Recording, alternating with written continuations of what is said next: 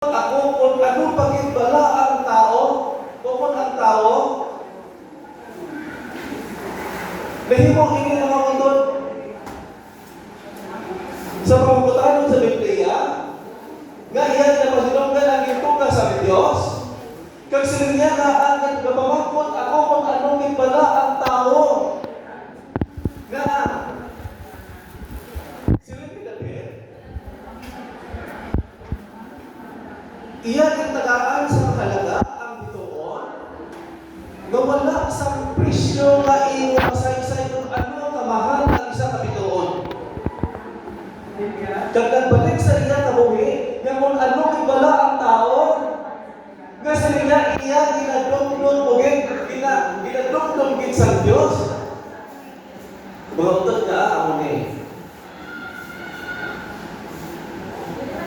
Ibalik ka ako kabuhi kung ano mahigko sa tubangan sa Dios. Hindi na kita nga naisip ko sa Ginoo.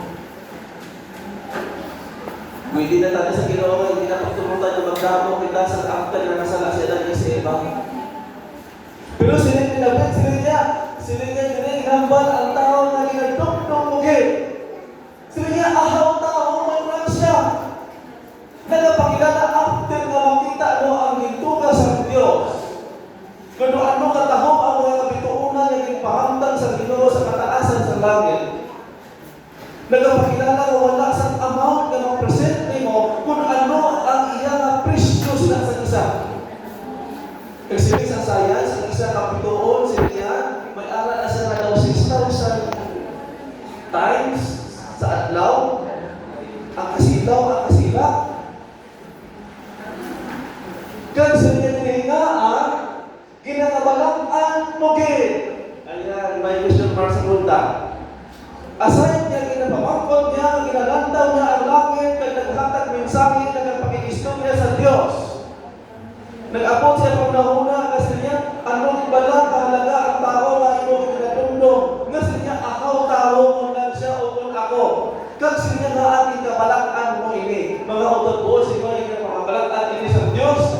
Kaya nakita ang mga utod sa Spirit of Prophecy nga ang dugo ni Jesus Christ. Yan yung paanay sa inyo sa ako. Nagpakilala kung daw ano kamahal ang mga kabituunan. Ang bulan.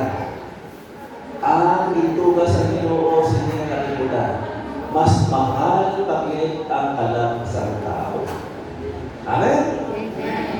Pero mga utod, ang isa sa bagay kakabangganan, pinti kamahal ang mahal ang kabuhi sa tao, pero ako ini kinatiwaan ni Satanas, kaya ang atong kabuhi tama kamahal sa katubangan sa Diyos. Ang kabuhi ni Satanas, tingting na yan mahal sa Diyos, wala na yan halaga sa katubangan sa Diyos. Ako inang kabangganan, nga ikaw pag ako kinatiwaan ni Satanas nga madisi, madayaan, kaya nga ini siya na mensahe sa Psalms chapter 8 verse 3 and 4, wala din natin lapot si Satanas. Bisan ikaw, ako tama ka mga sasala sa inyong kalibutan, hindi kita perfecto. Pero mga utod, kapag imo hindi masinungan, na ina-appreciate mo ang itugas sa Diyos, mga utod, isa ikaw na kinakilala sa Ginoo na mahal ka gyapon sa tubangan sa Diyos. Amo ila na kung dilisuhon ni Basa, di mo kuha kaya na kung ito, kung mo isa-isahon mga utod, nagatutlo ini sa pag-comfort ni Jesus Christ sa inyong usapan. Ang next, ano pag ito mga kami niya? Makita sa manuscript, page 334, paragraph 5, sila niya, then why should I want to open my eyes wide to see everything that is disagreeable,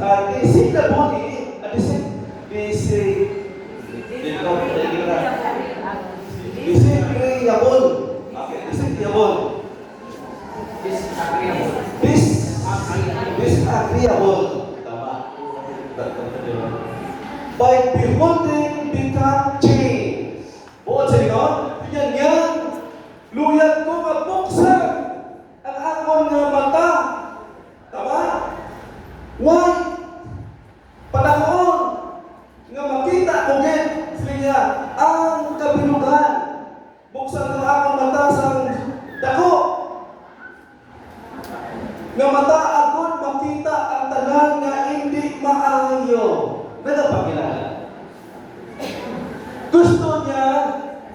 Sila ni Ellen White, na-experiensahan ni Ellen White, nga gusto bagay ni Ellen White, nga buksan bagay ang iyang mata sa white o nasangkat. Kung sa atong papamudloon, panakuon, kay siya, dili mo kautot, nga makita ang tanan nga hindi maayo. Nagapakilala, kapag imo kinastadihan ang itugas ng Diyos, kag ginareflect mo sa imo kaugalingon, makita mo mga utot ang mga hindi maayo nga dapat intipon mo. Kag ang dapat mo mahimo. Kag sila diri. Paagi sa pagtanaw kita nagabato. By beholding become changed, ikaw sila nagabako, naga-change ang imo nga life. Nga, mga utot sa totoo lang istorya. Nanugod lang akong panibahon na matakpan na lang kita kaluwasan o wala di kaya pabago. Ang ako masili, totoo, kung makita mo lang man, imo kaugalingon nga hindi ka pabago, unta ka na sipa. Nungkong man lang mga utot, masulog naman ka sa iba, pero kung gusto mo mabago, kang i-invite ang balahan ng Espiritu, sila i-invite ka ang isa-isahan na gusto niya ngayon, buksan na niya ang mata, saan ako? Kaya makita niya ang mga mahigko. Kag sila niya nagatutlog na sa akong pagpako. Ang mga sila David. Okay? Pero may nambalan niya sila niya. Kung nakita mo naman nga hindi na makamaluwas, sila niya kung lapas na lang kapag gusto yung nagulay mo. Nagapakilala gusto sa Ginoo nga ang Ginoo niya nga po subukalaan banal. Ano galing banal? Balaan. Balaan. Ginahanas. Ikaw kang ako subukalaan ako. Ang next na ito, let us know Jesus and consider the loveliness of His character, and by beholding we shall become changed into the same likeness. Nalila, tuwing nga, pagtulong kita kay Jesus Christ, niya ka, pinagnagon ang katahong sa iyang kinaiya o kung karakter. Ayan. Niya ka, paagi sa pagtanaw, o kung pag-study, o kung pagtutok mo kay Jesus Christ, niya maging bako man, o kung niya magabako sa anuman nga nagway. Nagapakilala sila niya, tampad, kinatulog mo, kinapasidonggan mo ang presensya sa Ginoo, sila niya nagabakuman ang imo nga karakter sa Ginoo. Ako na gusto sa Ginoo, part ini sa panghanas. Ayan. Ano po kayo mga utot dili? Nakakita lang po ini, kaya hambal ni Ellen White sa Ellen White, space 56, paragraph 1. Sila niya, Satan's object was to keep them deceived and drawn back and deceive God's children. Nga mo na ginambal ni Ellen White? Gusto sila niya ni Satanas nga maintuan bisan pa maalakan sa Diyos. Kaya nakita ni Satan ang process nga kung ano ang katahom sa kintuga sa Diyos ang imo kinatutukan, nag-reflect sa imo kaugalingon, nga magatuto ka pagit, nga makita mo pagit ang karakter ni Jesus Christ, nga nag-transport sa imo pagpako. Nga sa biyasang atong pagkamakasasala, hindi na perfecto, pero mga utot pagi sa balaan ng Espiritu, pag itaras ang time na mag-stop na, ang danan nga nagahana sa Iglesia nga nagawagilatuton, tagaan sa Ginoo sa pagpakamaayo ng mawaton ng atong pagsa. Sa biyak sini, ang hambal na Ellen White, Satan object was to keep them deceived. Badayaan, bisan pang anak sa Diyos, ato ini talakayon kung ano ini klase daya nga, baru kautot ako ini. Kapag si Satan ang maghiho na dayaan niya na ikaw, siguraduhon din ni Satanas nga wala ka kabalo na ikaw na dayaan. No?